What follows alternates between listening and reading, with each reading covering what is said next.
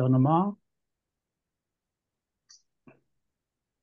nous sommes habitués à assister au défilé des chefs d'État et de gouvernement, aux grands leaders de ce monde, enfin, septembre de chaque année, qui se relaient le micro devant la tribune des Nations Unies pour notamment exposer, même vanter leur position, leur politique, leur posture sur les défis, les enjeux, soit au niveau de leur pays, de leur région compétence, soit au niveau international. Mais il y a un aspect qu'ils ne vous diront pas, surtout pour les leaders des pays du continent africain, d'autres organisations internationales qui ont une compétence par rapport à cette région. Ils ne vous diront pas, par exemple, euh, les conflits qui se déroulent sur le continent. Ils ne vous diront pas que, par exemple, toutes les 38 secondes, il y a une personne africaine qui meurt de faim. Ils ne vous diront pas non plus que aujourd'hui, comme chaque jour, il y a au moins une femme sur 10 qui est violée dans les camps déplacés autour de Goma. Ils ne vous diront pas non plus que dans la guerre meurtrière qui oppose les généraux au Soudan, que dans les camps déplacés, il y a au moins un enfant qui meurt chaque jour de malnutrition. Et pas mal de drames qui se déroulent sous nos yeux. Voilà ce tableau quelque peu incomplet, bien sûr, mais par rapport à notre émission d'aujourd'hui, nous voudrions justement revenir sur ces conflits. Pas seulement les conflits, mais aussi sur les menaces qui pèsent sur les États, mais surtout qui emportent des vies des citoyens. Nous allons nous borner sur la région des Grands Lacs, l'Afrique centrale. Nous parlons également de la région du Sahel et de la Corne de l'Afrique, parce que ces trois régions, à elles seules, cumulent trois quarts des conflits et des menaces qui traversent, mais aussi qui saignent le continent africain pour l'instant.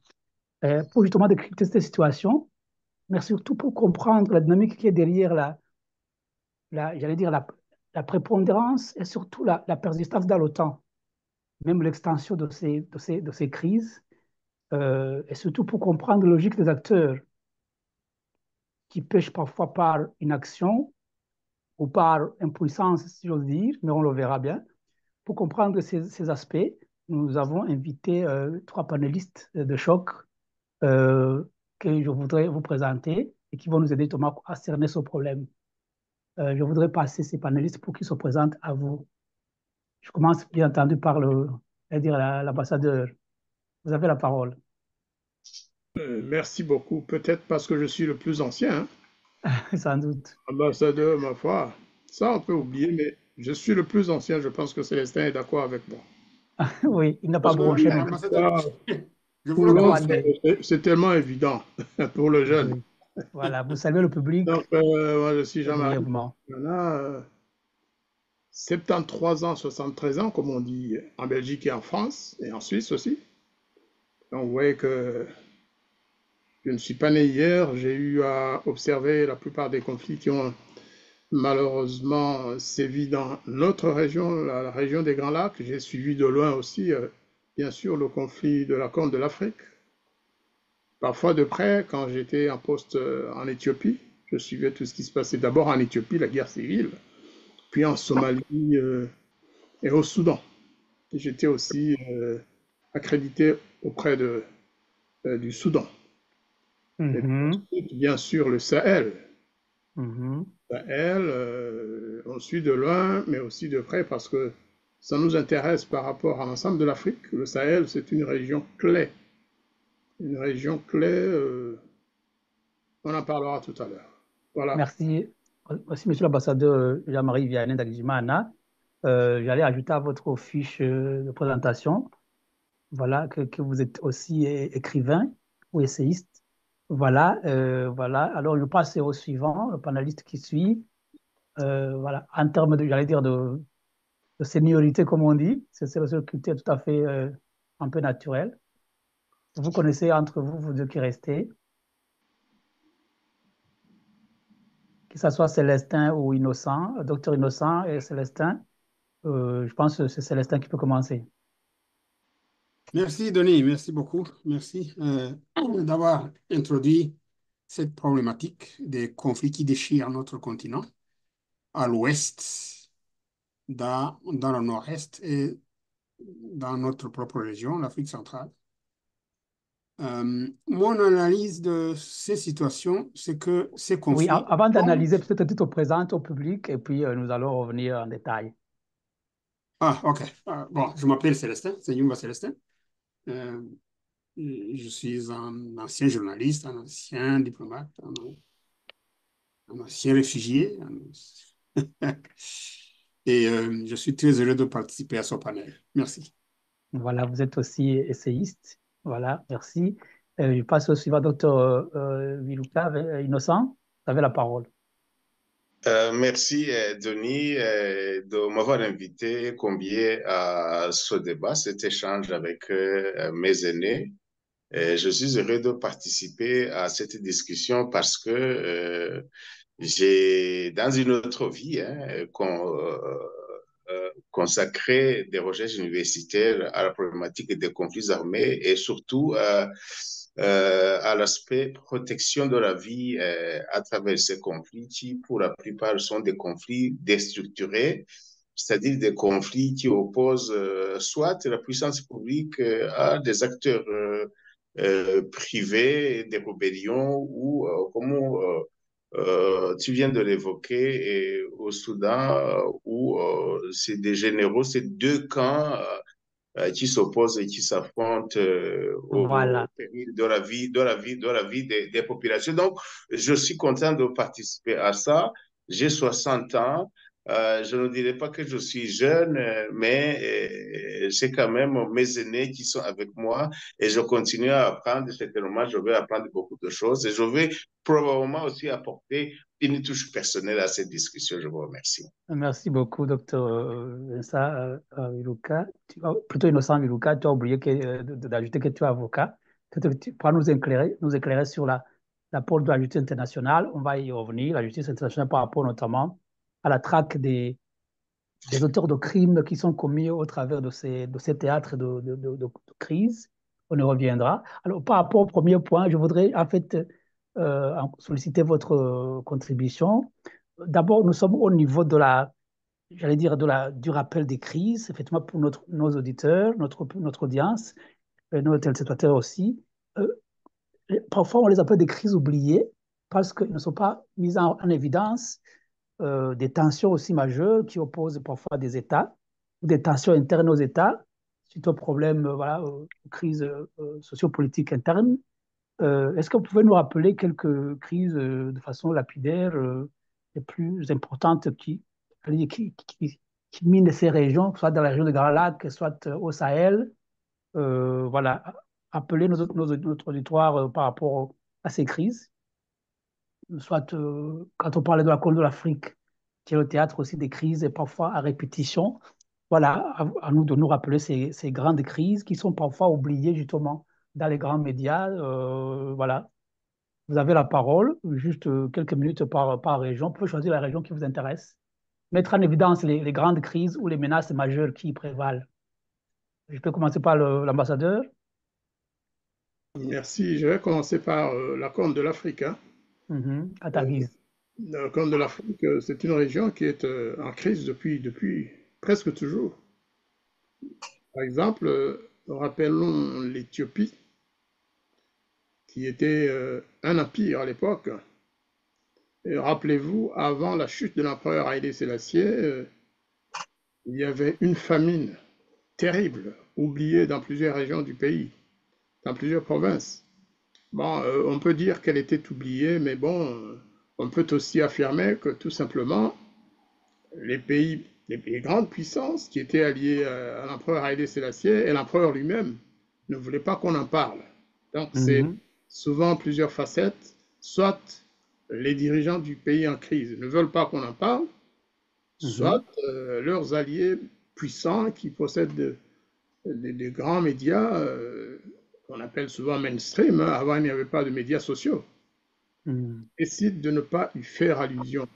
Et c'est ce qui fait que la crise et la souffrance des populations va croissante. Et cela a abouti lorsque la chose a été inventée, lorsque cette crise, lorsque la famine a été inventée par certains journalistes et par, bien sûr, ce qu'on appelle aujourd'hui la communauté internationale. Cela a entraîné la chute de l'empereur, ça l'a fragilisé et ça a donné à des jeunes sous-officiers et officiers l'opportunité de le faire chuter. Et la crise ne s'est pas arrêtée là puisque la guerre a commencé. Vous vous souvenez des crises à l'époque de Mengistu, la guerre d'Érythrée, la guerre du Tigray, la même qu'on retrouve aujourd'hui, puisque l'Éthiopie, Amhara et autres contre les Tigréens, c'est la même crise qui se prolonge et qui risque de ne pas finir bientôt. Rappelons aussi la guerre de Somalie. Elle n'a jamais cessé en fait. Au Soudan, je me rappelle, pendant les 5 ans que j'ai passé comme ambassadeur accrédité auprès de ce pays, il y a eu plusieurs coups d'État. Il y a eu des. Célestin Senghioum va peu mieux en parler peut-être, mais le Soudan a toujours été en guerre d'abord. C'était le Nord contre le Sud, parce que les Noirs du Sud voulaient devenir indépendants. Le Nord contre l'Ouest. Vous vous rappelez la guerre du Darfour. Et ça n'a pas cessé. Ce sont des millions de gens qui sont morts pendant toute cette période déjà dans cette partie du monde. On parle parfois de dizaines de milliers de gens, mais ça m'étonnerait qu'il n'en ait pas eu plus, ne fût-ce que pour la Somalie, ne fût-ce que pour le Soudan, la guerre entre le Nord et le Sud, qui était alimentée aussi par d'autres crises, notamment la guerre en Ouganda, la guerre au Tchad. Toutes ces crises-là étaient interliées quelque part. Et donc, ça fait que finalement, c'était vraiment une guerre régionale avec l'intervention de la Libye. C'était un foutoir, si on peut dire ainsi. Voilà, c'est pour rappeler vraiment l'importance de ces crises. On dit qu'elles sont oubliées, mais c'est souvent délibéré, quoi. Il y a des gens qui connaissent la réalité, qui décident de ne pas en parler pour ne pas éventuellement permettre la libération d'un peuple ou pour ne pas qu'un dirigeant tombe parce qu'ils veulent qu'il reste à la tête de ce pays ou de la région tout simplement. Pour l'instant, je m'arrête là. Oui, oui, Aller vous dans aurez les... encore le temps de revenir, voilà, éventuellement. Voilà, des conflits oubliés, mais de façon délibérée, effectivement. Vous avez développé, donné des exemples avec un regard historique pour le cas de la Corne de l'Afrique. Merci. Et je passe la parole à Monsieur Célestin Sengiumva. Merci, Denis. Merci. Moi, je voulais vous dire que toutes ces crises-là qui sont à l'ouest du continent, au nord-est du continent et dans le centre et ailleurs, ces crises plongent leurs racines dans le passé colonial, le tracé colonial des frontières. Euh, Comme vous le savez, comme tout le monde le sait, c'était l'Afrique avait été divisée en territoires coloniaux voués à l'exploitation économique unilatérale Oui, au Célestin, oui, bénéfice, avant de au développer, bénéfice. avant de développer effectivement cette origine que vous situez dans le passé colonial, pouvez nous rappeler quelques crises ou menaces majeures, soit dans l'une des trois régions au choix, comme l'ambassadeur vient de nous rappeler la situation de la Corne de l'Afrique. Est-ce que vous pouvez nous rappeler quelque peu quelques crises majeures et tensions dans la région de Grand Lac, par exemple, ou bien au Sahel? En quoi consistent les crises qui prévalent ou minent le Sahel, par exemple? Vous avez Ces une idée crises, justement, éventuellement? c'est ce que j'étais en train de vous expliquer. Ah, ok, ça va. Ces crises trouvent leur racine dans le tracé colonial qui a créé des entités structurelles déséquilibrées. Des entités structurelles déséquilibrées. Par exemple, dans la Corne de l'Afrique, comme l'ambassadeur l'a rappelé, Mhm. il y a un grand facteur qui s'appelle l'Éthiopie. Euh, et l'Éthiopie était un grand pays, un pays millénaire, avec ses ressources et ses populations. Mais avec la colonisation, on a voulu lui a enlevé, par exemple, la province maritime d'Érythrée. Pendant ce temps, Mhm. côté est de la Somalie, il y a une province, une grosse province, cette province s'appelle Ogaden, qui est habitée par des populations somalies et Mhm. que la Somalie voulait revendiquer comme étant un territoire somali, puisqu'il était habité par les populations somaliennes.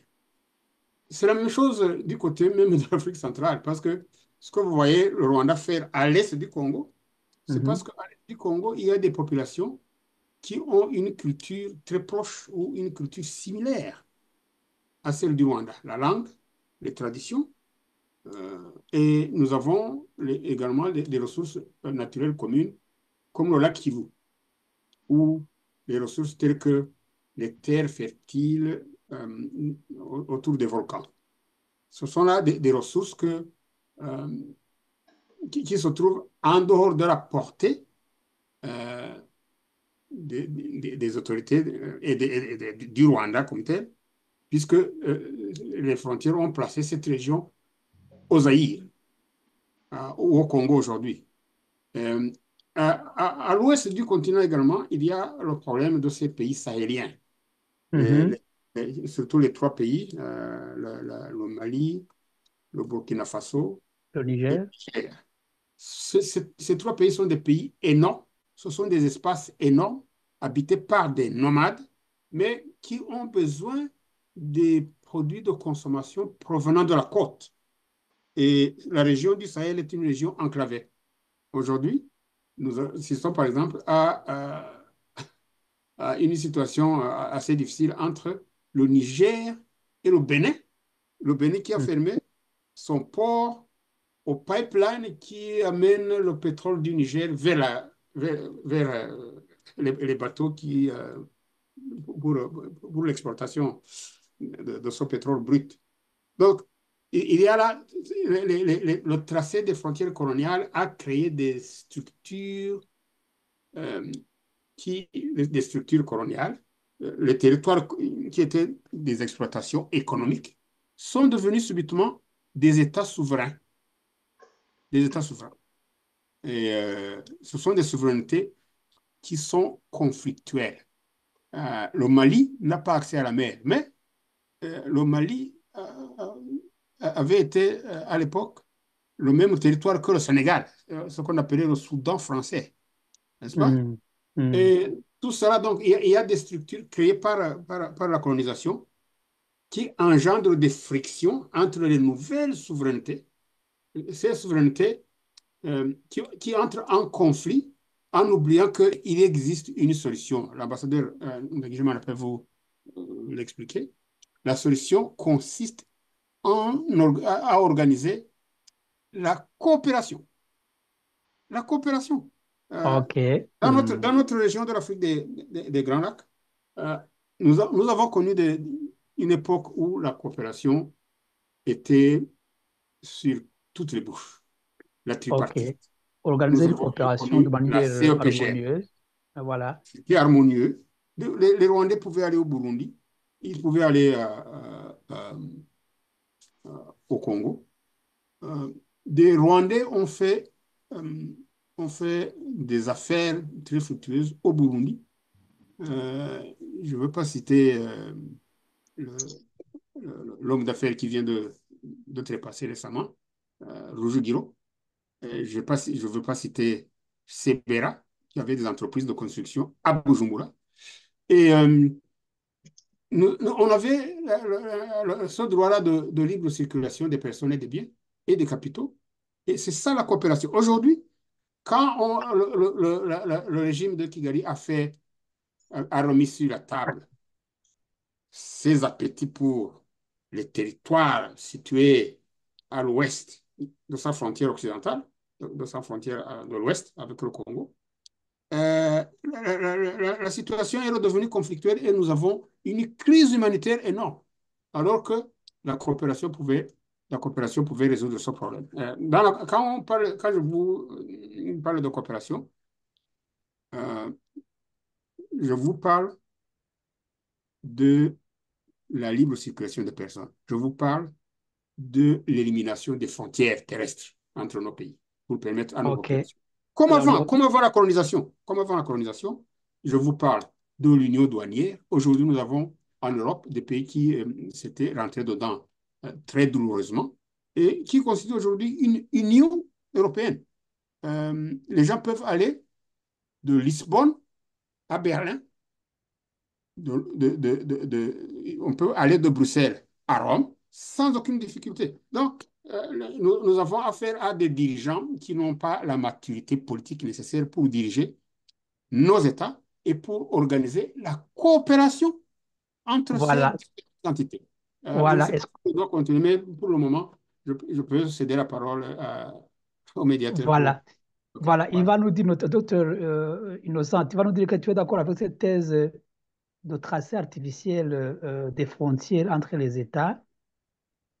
C'était des entités effectivement coloniales qui ont été, j'allais dire, métamorphosées automatiquement en entités étatiques, alors que les réalités anthropologiques, identitaires, voilà, ont été escamotées par cette approche technique, voilà, comme des tracés sur papier, lesquels en réalité sur papier ne sont pas nécessairement, j'allais dire, transposables dans la réalité géographique, culturelle des pays. C'est une piste qui peut expliquer effectivement, une des pistes qui peut expliquer la source des conflits entre les pays. Est-ce que tu es d'accord avec cette thèse ou bien est-ce que cette thèse aussi est valable pour le cas des conflits entre Touareg et les États du Sahel? Voilà, à toi la parole, docteur Innocent. Je suis entièrement d'accord avec la lecture que mon aîné Célestin Senghioum vient de faire sur la question du partage territorial des pays par la conférence de Berlin 1884, 1886, je pense. Mais c'est une question quand même qui avait été réglée au lors de la... Il y a eu un conflit entre le Mali et le Burkina Faso. Ils se sont un peu rentrés dedans, mais ils ne se sont battus qu'un jour ou deux. Après, ils étaient tous les deux à court de munitions. Et après, ils ont mis le problème devant la justice. Et il a été rendu un arrêt tellement important qui a dit que qui a érigé un principe de droit, un principe sacré, l'intangibilité des frontières héritées de la colonisation. Pourquoi? Parce que tous les pays peuvent se réclamer d'une portion d'un territoire, du territoire d'un pays voisin. Tous les pays, les Rwandais peuvent dire qu'effectivement, il y a eu un moment où un monarque ou tel monarque avait pris une partie de l'Ouganda de l'actuel Congo ou de la Tanzanie, etc. Les Burundais peuvent en faire autant, le royaume Congo, arriver jusqu'en Angola, etc. Donc, il a été décidé que quand même, on va quand même s'en tenir au tracé, même s'il n'est pas parfait, et puis on va faciliter les relations et la vie entre voisins par ce que Célestin appelait la coopération, la libre circulation des personnes et des biens. Et on a parlé de la CPGR. Maintenant, moi, je pourrais dire que ceux qui évoquent cette question, c'est des pyromanes, c'est des fauteurs de troubles qui veulent prendre comme prétexte. Sinon, c'était un problème déjà réglé. Moi, j'ai des amis de Gisenyi qui me disent que l'essentiel de leur famille est dans le Rutshuru, et dans le Massissi. Hutu Mhm. comme tous. Et ça Mhm. fonctionnait tellement bien. Maintenant, si, par exemple, le régime de Kigali veut évoquer cette question, les historiens même montrent que finalement, est-ce que le royaume du Rwanda a occupé pendant combien de temps une partie du Congo? Ça, c'est une fausse histoire. Alors, Ouais. je vais résumer sur cette question et plutôt parler des menaces qui persistent. Les menaces qui persistent, vous venez d'évoquer par exemple le conflit avec les Touaregs.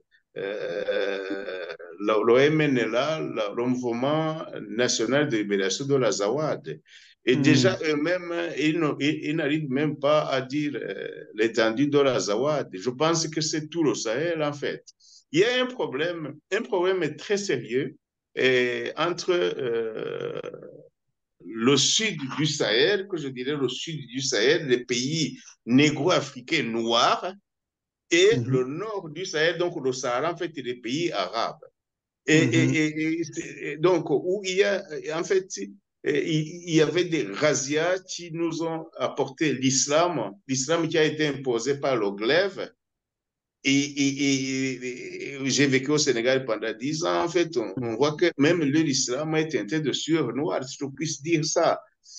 Donc, la question religieuse qui nous a aussi amené une friction notamment entre ces populations du Nord. Moi un Marocain, il me disait à Dakar, les Marocains disaient, ah, c'est bien, je suis content d'être venu étudier en Afrique.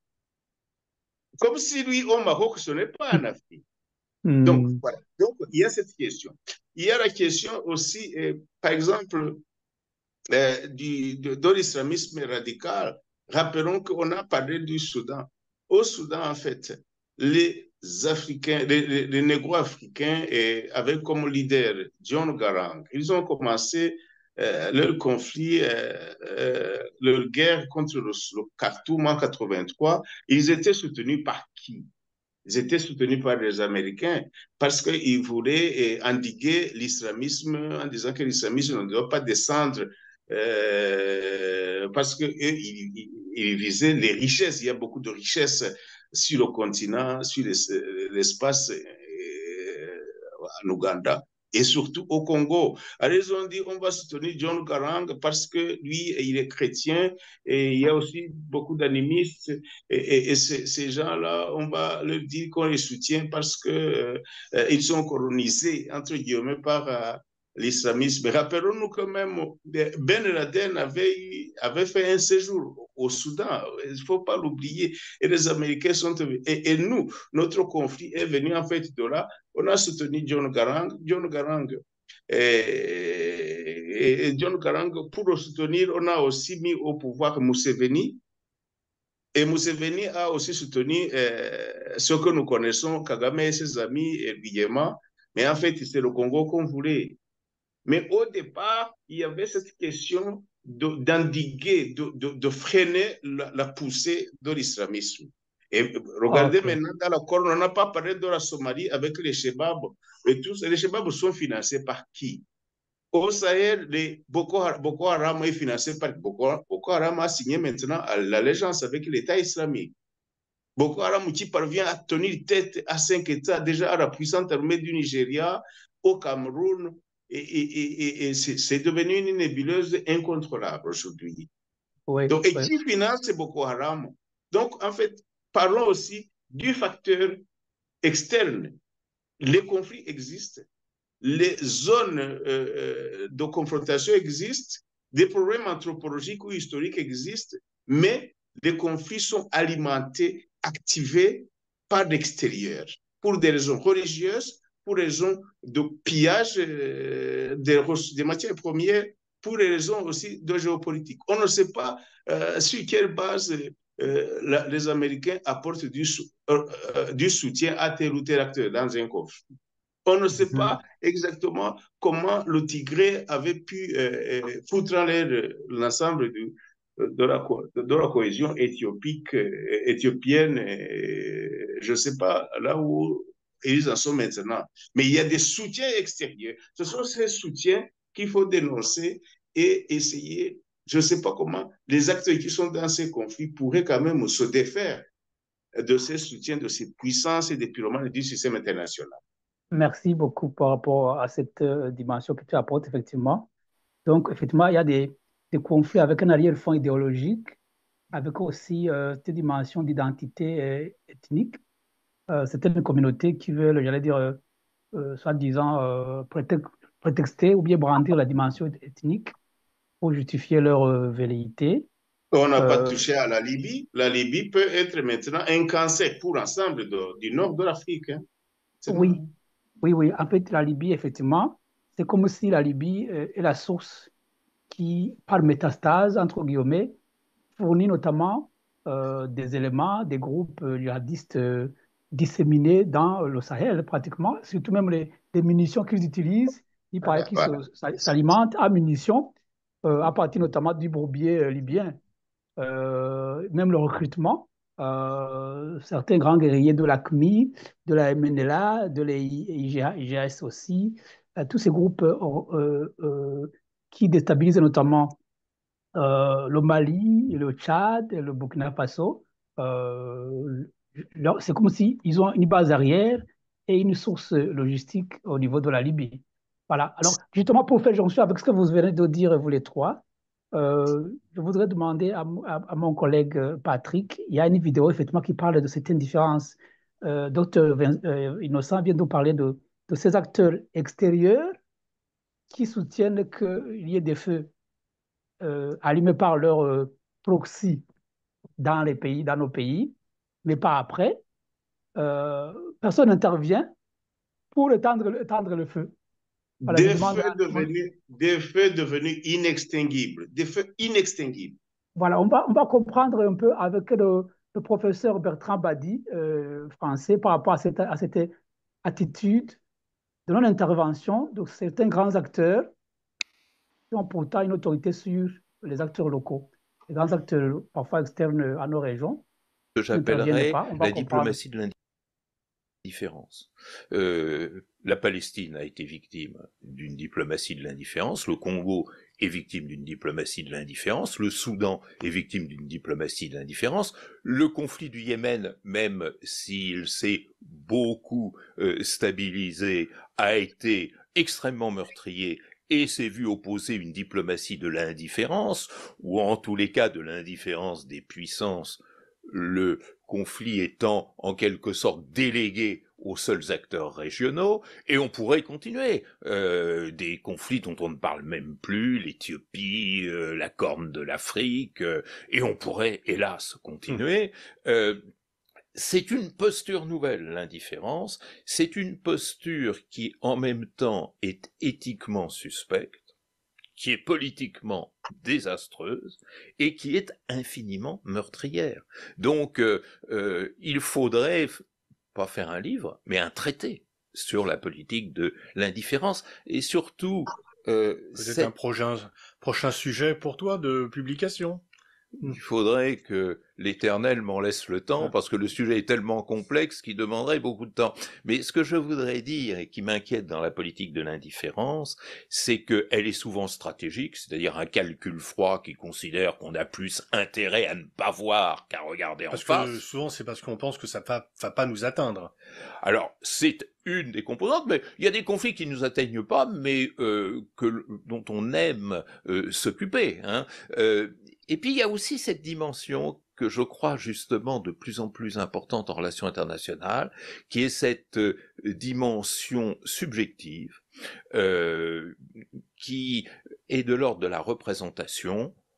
Ces gens-là ne sont pas comme nous. Moi, j'avais été très frappé le 24 février 2022 lorsqu'on voyait les premières colonnes de ces malheureux réfugiés ukrainiens qui quittaient Kiev parce qu'ils pensaient à l'époque que Kiev allait être conquis, et les commentateurs qui disaient « Regardez, ils nous ressemblent ». Bon. Ils ont les mêmes voitures que nous. Ils ont les mêmes voitures, voilà la fameuse phrase, et puis ils ont la même peau, etc. Je crains que concernant des conflits comme le Yémen ou le Congo pourrait intéresser parce que c'est un sous-sol riche, mais fondamentalement, Au Congo aussi, c'est que celui qui derrière anime un peu la conflictualité, Paul Kagame a un peu un statut d'intouchable en France. Oui, alors que c'est le Poutine africain. C'est doublement le Poutine africain, d'abord par la nature du régime rwandais, qui est extrêmement autoritaire et dictatorial, et ensuite parce que il rêve, tel Poutine, d'annexer un voisin qu'il perçoit comme plus faible. Alors la différence...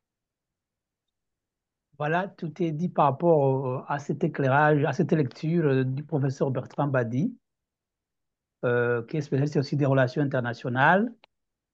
C'était diplomatie de l'indifférence, mais une indifférence qui n'est pas neutre. Une indifférence active. Voilà, il y a un calcul froid, calcul froid derrière, délibéré, comme d'ailleurs l'ambassadeur Jean-Marie l'a bien cité, l'a bien évoqué. Donc c'est comme s'il y a des crises pour lesquelles ils ont, j'allais dire, une préférence pour lesquelles, en tout cas, ils voudraient s'engager, Mais des autres, ils ferment les yeux parce qu'effectivement, il n'y a pas un enjeu stratégique pour eux. Et c'est triste parce que derrière ces crises, il y a des vies humaines qui sont sacrifiées. Je voudrais vous entendre parler, par rapport, parce qu'on doit avancer un peu. Donc, votre regard critique sur les capacités de nos États à gérer ou à limiter les dégâts par rapport à ces crises. Il est vrai, nous pouvons condamner les acteurs externes. Je suis d'accord avec vous. Il y a des gens qui activent derrière les rideaux, qui allument le feu, ou bien qui sont des parrains, pour ainsi dire. C'est ça, parfois la terminologie qu'on utilise. Des parrains qui utilisent des proxys. Euh, donc, je voudrais vous entendre parler. Est-ce que nos États, nos institutions dans nos pays, que ce soit, vous avez évoqué notamment le Mali, le Burkina Faso, le Niger, le Congo-Kinshasa, le Rwanda, l'Ouganda, l'Éthiopie, l'Érythrée, la Somalie, le Soudan, mais vous avez oublié aussi de mentionner le Sud-Soudan, qui a pris son indépendance, qui a arraché son indépendance du Soudan en 2011, si je m'abuse, le Sud-Soudan. Même l'Érythrée, effectivement, a dû batailler pour pouvoir s'affranchir de l'Éthiopie. Je pense en 1993, l'Érythrée. Alors, vous voyez qu'il y a de nouveaux États, effectivement, qui entrent en scène. Que ce soit ces nouveaux États et par rapport à ces crises, mais on n'a pas même mentionné l'enjeu migratoire, parce que la Corne de l'Afrique, notamment la Corne de l'Afrique, surtout Djibouti, c'est aussi la porte d'entrée, même le poste de contrôle des flux de réfugiés de sortie, notamment les Africains qui veulent migrer vers le Yémen ou les pays arabes, donc plutôt des Émirats arabes unis. Et puis les postes de contrôle par rapport aux flux commerciaux sur la mer. Donc, raison pour laquelle le Djibouti, justement, a bénéficié de ce statut de point d'entrée stratégique pour que les grandes puissances y installent notamment les bases militaires. Vous avez un Djibouti qui a des dimensions très réduites, mais où vous avez au moins 5 bases arrière de 5 grandes puissances, notamment le Japon, la Chine, les États-Unis, la France. Alors, ce serait, j'ai oublié le quatrième, alors ce serait 4 ou 5 en tout cas. Voilà donc ces enjeux. Est-ce que nos États qui subissent diverses pressions, qui traversent les crises, est-ce que vous les voyez vraiment avec des capacités de gérer, de tenir tête face aux crises, y compris même les crises liées au choc climatique, les inondations, euh, voilà, les sécheresses notamment qui ravagent le bétail, même qui ravagent les cultures, qui sont notamment la base des crises de famine, en particulier dans la Corne de l'Afrique, où vous avez au moins toutes les 38 minutes, non, 38 secondes, une personne qui meurt de faim. C'est toute la sécheresse qui est très, très prolongée dans cette région de la Corne de l'Afrique. Est-ce que nos États vraiment ont des capacités de gérer, de tenir tête face à ces crises-là? Ou bien ils sont affectés ou fragilisés par ces crises? Vous avez la parole, je commence par l'ambassadeur Jean-Marie. Merci beaucoup. La famine, comme je l'ai dit, elle est prégnante en Afrique, hein, dans plusieurs pays. C'était le cas de l'Éthiopie. Aujourd'hui encore, il y a des cas de famine dans plusieurs régions ou provinces de ce pays. Sur le Sahel. Mais la famine au Sahel, c'est aussi vieux que le monde, hein, parce que le désert, de toute façon, c'est ça aussi. Le manque d'eau, la chaleur qui tue et qui provoque notamment justement des guerres, des razzias, pour nourrir la population, de se nourrir soi-même. Alors, il y a un petit point sur lequel je voudrais apporter une petite correction. C'est s'agissant du principe d'intangibilité des frontières héritées de la colonisation en Afrique. Ça a commencé avec la charte de l'OUA, en fait. Donc, le Mali et le Burkina, c'est plus tard, hein, c'est à l'époque de Moussa Traoré, je pense, avec Sankara, mes souvenirs sont bons. C'est l'année 74. C'est-à-dire que le procès a rappelé en fait le principe qui existe depuis la création de l'OIWA, oui. Oui, entre-temps, il y avait eu d'autres crises, hein, vous savez. Mais c'est vrai que là, très vite, les pays ils ont accouru pour arrêter et pour éteindre le feu. Mais le principe était là depuis longtemps.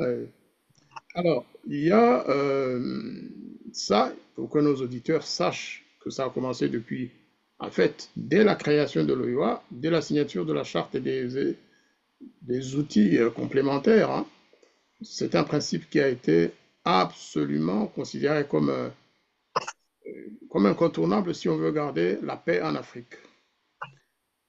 Mais on ne peut pas oublier non plus que l'Afrique, comme le disait l'autre, c'est comme cette fille violée qui est engrossée, qui fait des enfants, et puis l'engrosseur, le violeur, qui est rentré chez lui, c'est-à-dire les anciens colonialistes, revient de temps en temps pour marauder un peu, pour dire, tiens, tu étais mon amante à l'époque, je t'ai violé, je t'ai fait des enfants, maintenant je reviens, alors, en oubliant que l'Afrique a peut-être eu d'autres alliances avec d'autres, voilà. C'est ça aussi, n'oublions pas non plus la période de la guerre froide.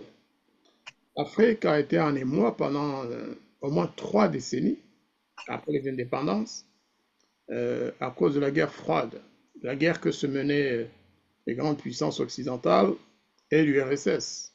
Chacun voulait avoir une portion de territoires africains qu'il pourrait contrôler. L'URSS s'est battue diplomatiquement et même parfois militairement contre les pays occidentaux. Il y a eu Cuba qui était le supplétif de l'URSS, parce que Cuba ne voulait pas occuper des pays, mais Cuba venait parce que l'URSS lui demandait. Notamment aussi pour la libération de l'Afrique, quand même, il faut donner du crédit au rôle et au travail fait par l'URSS en faveur de la décolonisation. Depuis 1989, on nous dit il n'y a plus de guerre froide chez eux, entre eux. Mais en réalité, la guerre froide s'est déplacée vers l'Afrique. Chacun, encore une fois, comme je pense l'a expliqué Innocent, je préfère ne pas. Innocent Biluka, docteur Innocent Biluka. Tout à l'heure, le médiateur, il s'est trompé, il a dit Vincent. Ah, je m'excuse. C'est sur les noms de famille que je me trompe de temps en temps. Biruka, Biruta. Il faut m'excuser si je confonds votre nom avec celui de l'autre. Et donc, il y a tous ces phénomènes. La guerre froide. Est-ce qu'on peut dire aujourd'hui qu'il n'y a pas de guerre froide? Ou plutôt qu'il y a une guerre froide ou plutôt une guerre ouverte et chaude en Afrique par rapport aux deux blocs? La Russie est en guerre contre la France en Centrafrique. Enfin, c'est ce qu'on nous dit. Mais parfois, j'ai l'impression que les deux sont complices dans l'exploitation des matières premières de ce pays, et par Rwanda interposé d'ailleurs. Est-ce qu'au Mozambique, il n'y a pas une guerre? Donc, il n'y a pas eu une guerre, puisque une partie du Mozambique est occupée par une puissance étrangère, en l'occurrence l'armée rwandaise. Est-ce que, voilà, donc, il faut tenir compte effectivement de ces éléments extérieurs. La guerre froide a causé beaucoup de drames. Chaque chef d'État africain voulait se positionner. Absolument. On a beaucoup d'exemples. Ce n'est peut-être pas le lieu d'en parler, on n'a pas beaucoup de temps. Mais, pour moi, la question essentielle, du moins dans l'Afrique indépendante, la question essentielle, c'est aussi de gérer le vivre ensemble entre les populations de nos pays. Un pays comme le Rwanda, est-ce qu'il peut ne pas être en guerre aujourd'hui? Ce n'est pas possible. C'est un pays qui est en guerre à l'intérieur, une guerre froide, il est vrai, une guerre ethnique qui ne dit pas son nom. C'est un pays où la discrimination est terrible dans plusieurs domaines. C'est une guerre où le pouvoir s'acharne contre ceux qui étaient ses protégés d'hier. Un pays où le pouvoir de Kigali discrimine une bonne partie de la population dans plusieurs domaines, où on dit aux uns, vous n'avez pas tel droit, et aux autres, vous avez le droit, mais en même temps, je peux vous tuer tous les deux en même temps. Et dans une situation de tension permanente, le régime du président Kagame cherche une solution pour faire oublier ce qui se passe à l'intérieur.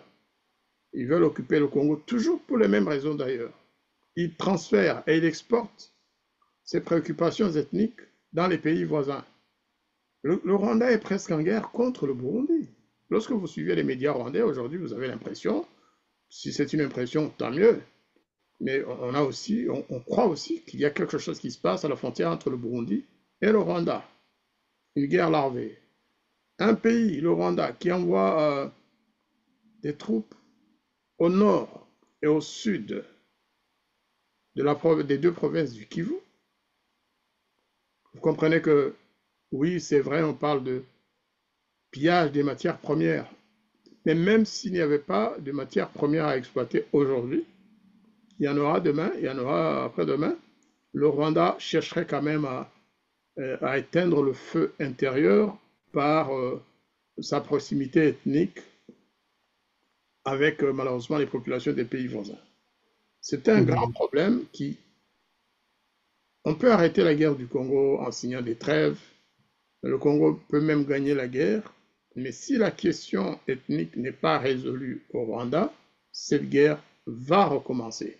Ceux qui sont discriminés, ceux qui sont persécutés au Rwanda chercheront à tout prix de trouver solution chez eux, mais en passant par un des pays voisins ou plusieurs pays voisins, comme le FPR de Kagame d'ailleurs l'a fait, à partir de l'Ouganda. C'est un grand facteur de... Vous allez trouver la même chose. Hein.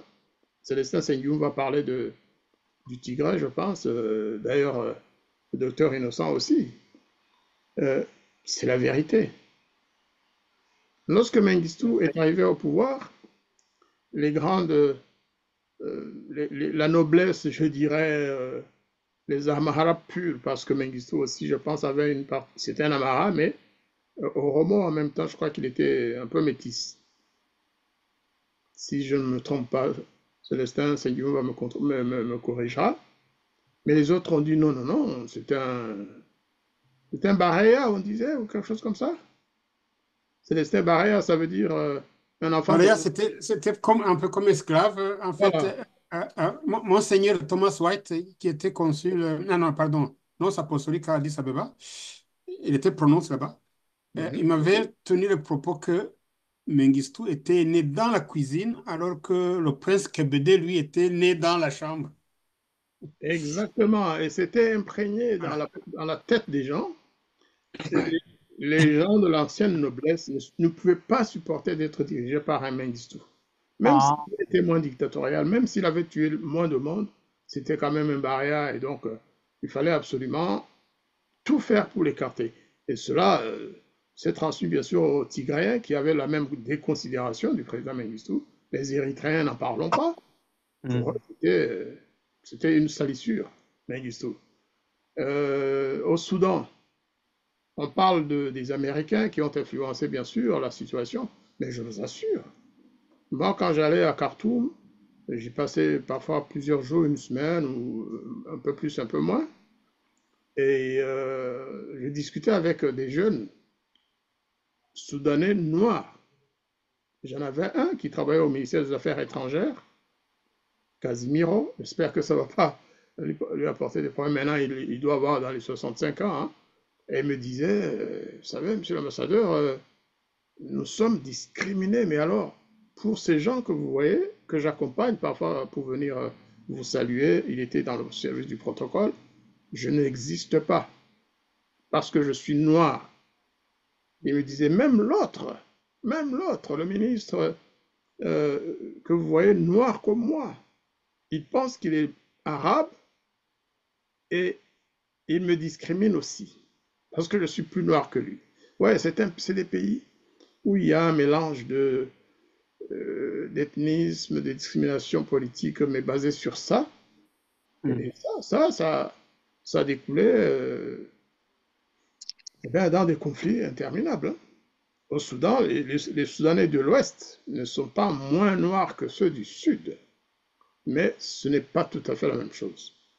Ceux du Nord, qu'ils soient blancs comme les Éthiopiens, plutôt les Égyptiens, ou noirs, ils se disent tous arabes. Et ils parlent arabe, bien sûr. C'est un élément linguistique, mais aussi racial, qui est très important dans ce pays. On ne va pas aller en Afrique australe parce que l'Afrique du Sud et l'apartheid, on connaît, ça ne fait pas partie de notre mandat d'aujourd'hui. Oui.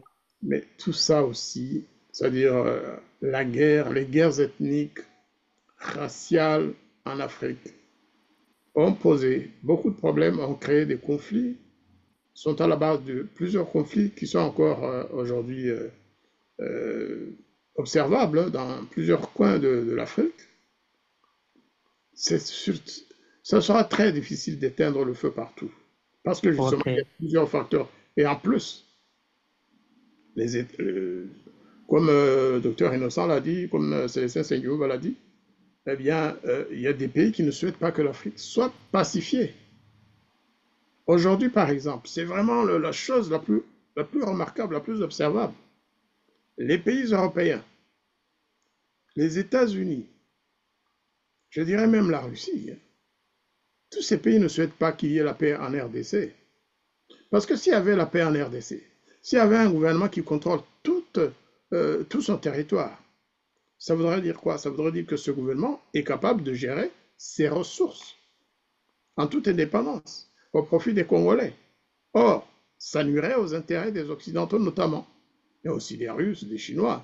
Ils souhaitent tous que le Congo soit affaibli pour qu'ils aient accès à ses richesses et qu'ils en fassent ce que bon lui semble, ce que bon leur semble, en promettant aide. Certains disent oui, nous allons vous aider à vaincre le Rwanda, nous allons vous aider à maintenir. Non, c'est ça. Tous ces pays, y compris même certains pays africains, ne souhaitent pas que les voisins ou que d'autres pays africains soient en paix. Même s'ils ne se battent pas officiellement contre ces pays-là, mais ils ne souhaitent pas la paix. Au Congo, c'est clair. Beaucoup de pays ne souhaitent pas que ce pays soit pacifié et que les populations puissent contrôler leurs richesses et en vivre dignement, malheureusement. Ok. Mhm. Merci par rapport à cet éclairage, effectivement. Vous formulez l'hypothèse selon laquelle personne n'a intérêt à stabiliser le voisin, en particulier la RDC, et même certains pays africains, les uns envers les autres. C'est une hypothèse, effectivement, qu'on peut explorer. Mais aussi, vous avez mis en évidence l'aspect qui a été souligné par d'autres panélistes, les États raciaux, les États tribaux. En fait, moi, je résume dans la terminologie sur laquelle, en fait, ils n'ont que des gouvernements au service de leurs ethnies, majoritaires au pouvoir, dont les ethnies, en fait, ont des gouvernements qui sont à leur service et excluent les autres ethnies. Ça peut être un grand problème, effectivement, de crise.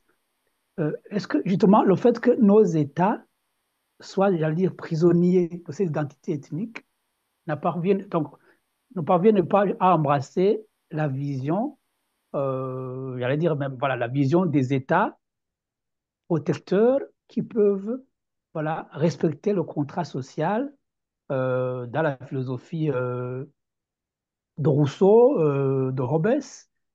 Donc, les États qui, qui ont le mandat régalien de protéger les citoyens, lesquels citoyens aussi délèguent, donnent leur confiance dans les mécanismes institutionnels mis en place, les régulations, voilà, et concèdent une partie de leur liberté parce que l'État va gérer leur sécurité, mais aussi redistribuer la production qu'il a organisée pour l'intérêt du bien commun.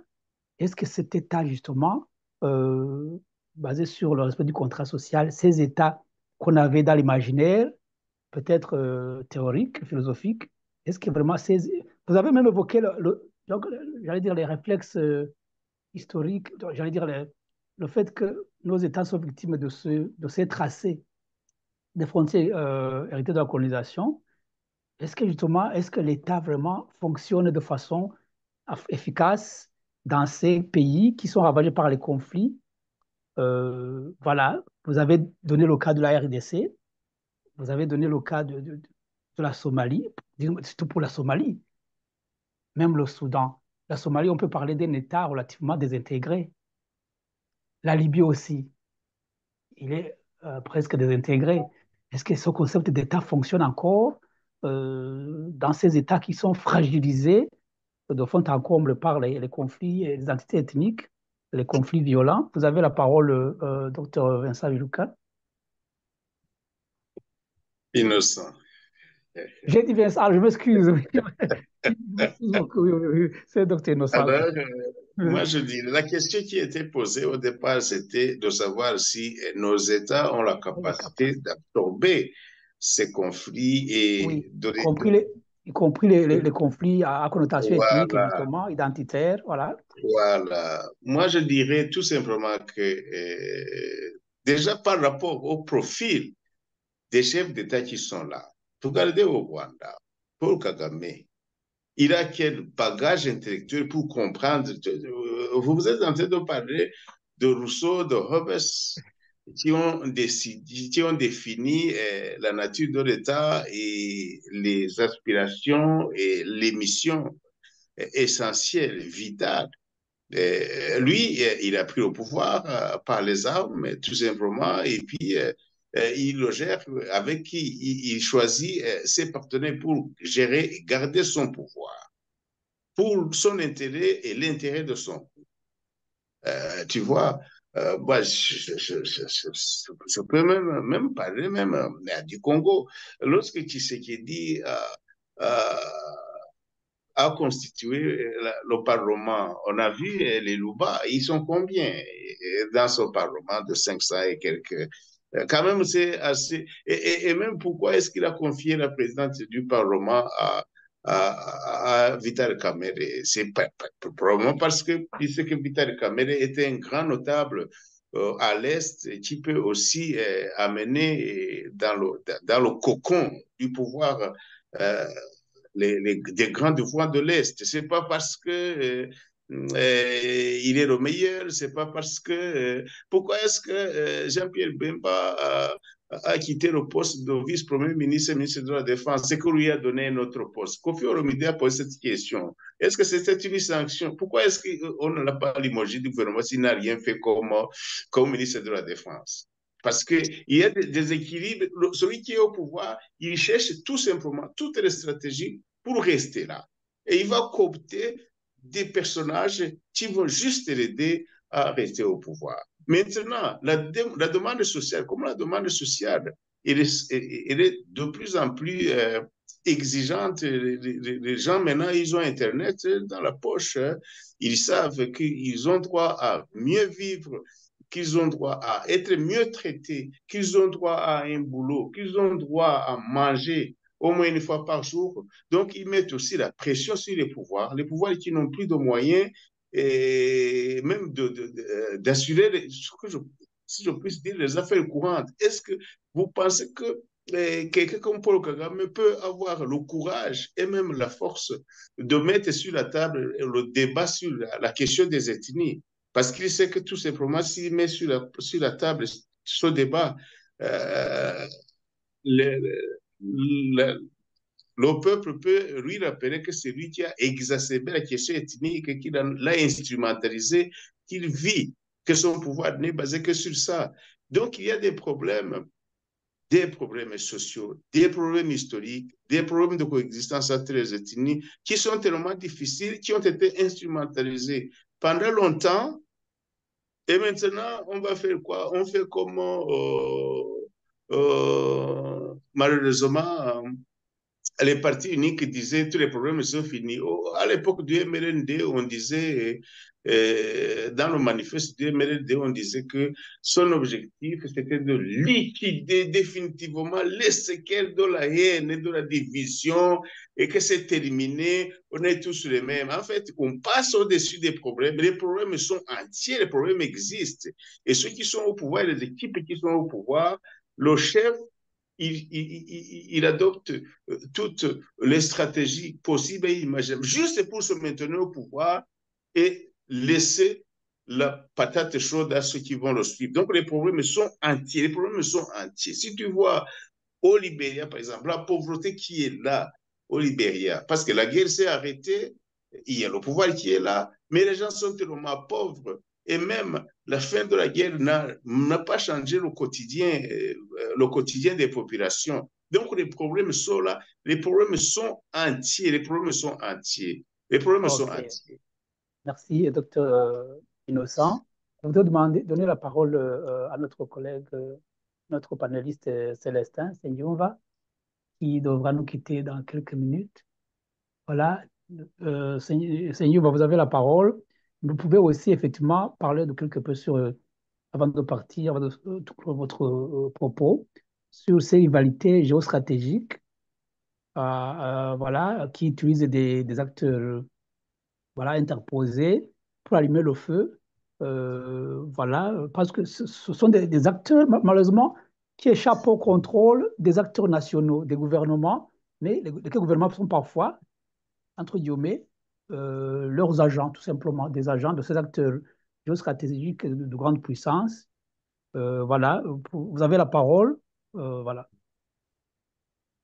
Denis, en parlant de facteurs géostratégiques, je Je voudrais parlais de souligner, rivalité, voilà, les rivalités géostratégiques entre je les voudrais grandes puissances. souligner, je Voilà, voudrais OK. souligner que nous avons dans nos pays des potentats qui sont mal inspirés ou alors mal conseillés. Par exemple, aujourd'hui, ce que le Rwanda fait à l'est du Congo ne répond à aucune logique possible. Le Rwanda est une enclave, c'est un réduit territorial dont la paix et la sécurité sont paradoxalement à trouver dans la coopération avec tous ses voisins. La paix, la sécurité du Rwanda, ce n'est pas quelque chose qu'on peut aller ramasser au Congo, mais c'est quelque chose qu'on peut trouver dans la coopération avec le Congo, avec l'Ouganda, avec le Burundi et avec tous les pays, tous les voisins de la région. C'est ce que je voulais souligner, c'est ce que je souligne partout quand j'ai l'occasion d'intervenir. Et c'est sur cette affirmation, Denis, que je vous demande de prendre congé. Merci. Ah, merci pour la qualité de votre contribution. Nous devons vous lâcher, entre guillemets.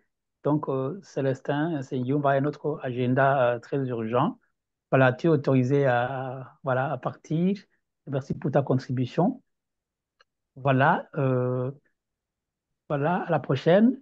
Et par rapport justement à, puisqu'on doit clore notre discussion, je voudrais demander aux panélistes qui restent, voilà, si par rapport à l'un ou l'autre sujet discuté, ils ont encore une idée, voilà, à approfondir, à mettre sur la table, sur tout ce qu'on a dit, voilà, bien les aspects qui n'ont pas pu développer pendant leurs interventions respectives, et puis nous clôturons notre débat.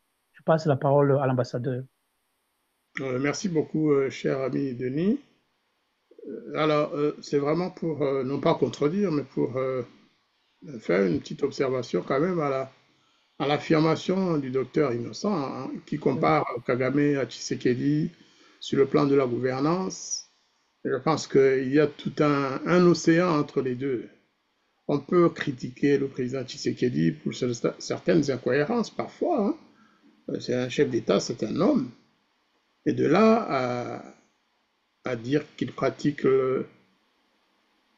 non, non, moi, je ne suis pas tout à fait d'accord là. Le tribalisme? Le tribalisme, je ne le vois pas de manière aussi... Au Congo, vous savez, il y a un débat.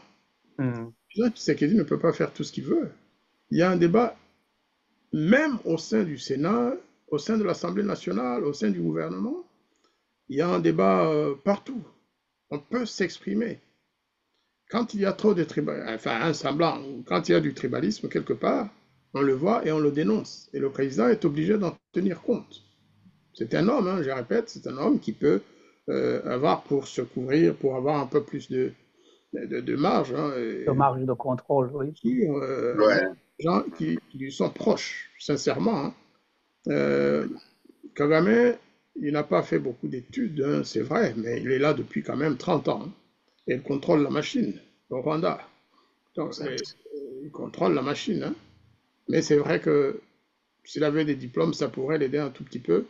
Mais je pense que là aussi, les diplômes, ce n'est pas les diplômes qui vont aider quelqu'un à mieux gouverner un pays. Non, il y a des PhD, il y a qui n'arrivent même pas à tenir leur pays pendant un mois. Kagame, il a d'autres qualités, c'est-à-dire des qualités de tenir son gouvernement, de faire peur aux gens, de se faire craindre, de mentir et donner l'impression qu'il a dit la vérité. Ce sont des défauts, mais aussi des qualités. Et de ne reculer devant rien. De ne reculer devant rien. Oui, tout à fait. Mais s'il n'avait pas fait ça comme ça, il n'aurait jamais tenu ce pays. Il ne nous aurait pas fait taire tous presque pendant autant d'années. Et aujourd'hui encore, on le chante comme le sauveur de notre peuple. Aujourd'hui, il y a des gens qui peuvent se faire tuer pour Kagame. On le voit tous les jours à la télévision, dans les masses, dans les médias sociaux. Il y a des jeunes qui sont prêts à se faire tuer pour Kagame. C'est honteux, mais c'est là. C'était surtout pour préciser par rapport à la RDC quand même. C'est un pays qui a organisé des élections très difficilement. Il y a eu sans doute des problèmes, comme il y en a aujourd'hui en France. Regardez, Docteur Innocent et moi, nous sommes en France. Mais les élections qui viennent de se dérouler en France, c'est pas très démocratique. Ouais. Ouais, le Parlement, on a fini. On veut élire d'autres députés, des sénateurs ou des quoi, et puis rien. Et le chef choisit qui il veut pour gouverner la France. Voilà. C'est pas plus démocratique qu'en RDC, hein, vous savez. Honnêtement, c'est pas la démocratie à laquelle moi j'ai été préparé pour un pays comme la France. Voilà, je vous remercie beaucoup. Et effectivement, je crois que moi aussi, si vous n'y voyez aucun inconvénient, je vais me retirer, sauf si, mais je le ferai après l'intervention de mon ami docteur Innocent.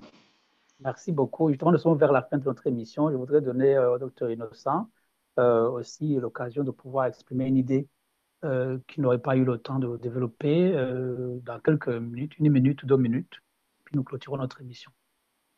Je ne serai pas long. D'abord, je te remercie pour avoir eu quand même l'inspiration de mettre sur la table ce débat, cette question tellement vaste, très, très vaste. Si on prenait même un seul point du continent africain, on pourrait débattre des semaines et des semaines. Voilà, donc, mais on a essayé de faire le tour. Peut-être la prochaine fois, on va peut-être se focaliser et peut-être, je ne sais pas, sur la Corne ou sur le Sahel. Même le Sahel, il faudrait chercher un point où on va se focaliser parce que ces questions sont tellement complexes et tellement imbriquées. Donc, le fait déjà de nous avoir permis d'effleurer un peu ces questions. Et maintenant, je termine quand même en formulant le vœu que dans nos pays, il y ait quand même des oppositions qui puissent chaque fois rappeler à ceux qui sont au pouvoir, aux souverains, qu'il ne peut pas faire ce qu'il veut. Il ne peut pas aussi nouer des alliances comme ça contre nature, des alliances contre nature.